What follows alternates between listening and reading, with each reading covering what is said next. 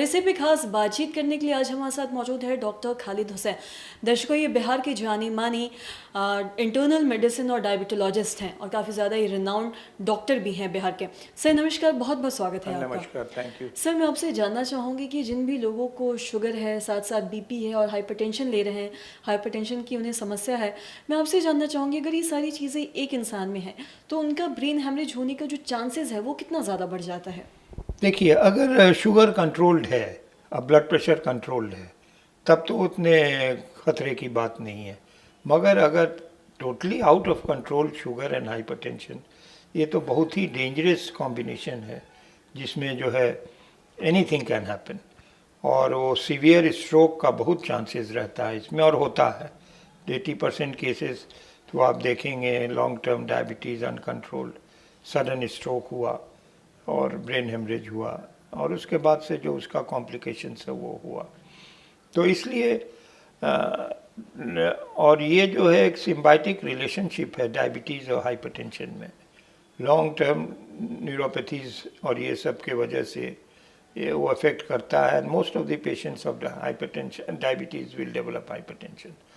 तो इसलिए दोनों एंगल से जो है उनको कंट्रोल करना है। इसके लिए दवाई है हाइपरटेंशन के लिए, सॉल्ट रिस्ट्रिक्शन है, नमक आप कम खाएं, और उसके बाद से जो है ऑयली फूड्स कम खाएं और वॉक करें।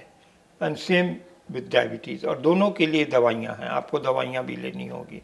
और एवरी 6 months to 1 year आपको एक चेकअप कराना चाहिए, क्योंकि वल्नरेबल ग्रुप्स में ये लोग हैं, hypertension diabetes. It's a very dangerous combination, and ये हर केस में डायबिटीज़ में नॉर्मली में कुछ सालों के बाद डायबिटीज़ के साथ हाइपरटेंशन आ जाती है।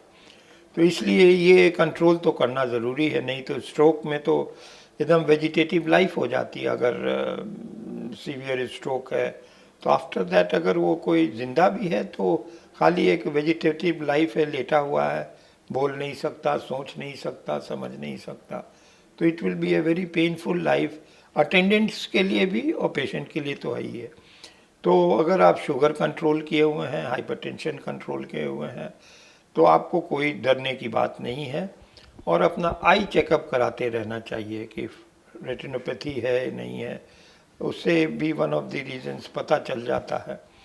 तो और अगर कुछ और डाउट है तो फिर तो फर्दर इन्वेस्टिगेशंस करना होगा, लाइक सीटी स्कैन, एमआरआई, मगर वो सब तो ज़रूरत नहीं है नॉर्मल केस में।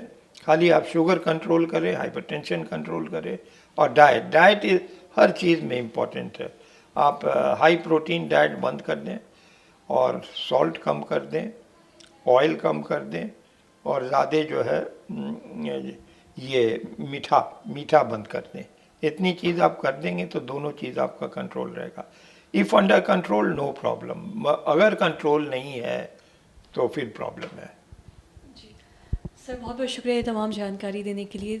ये चीज़ जो आपने बताई कि सारी चीज़ें कंट्रोल में रहने से ये जो ब्रेन हेमरेज होने के चांसेस है वो काफ़ी ज़्यादा कम जाते हैं, तो ये चीज़ बहुत ही ज़रूरी है हमारे दर्शकों के लिए भी जानने के लिए कि अगर आप भी अगर शुगर के साथ साथ बीपी के भी मरीज़ हैं तो आपको ख़ास ख्याल रखने की ज़रूरत है, क्योंकि ऐसे ही लोगों को ज़्यादातर देखा जाता है कि ब्रेन हेमरेज होता है।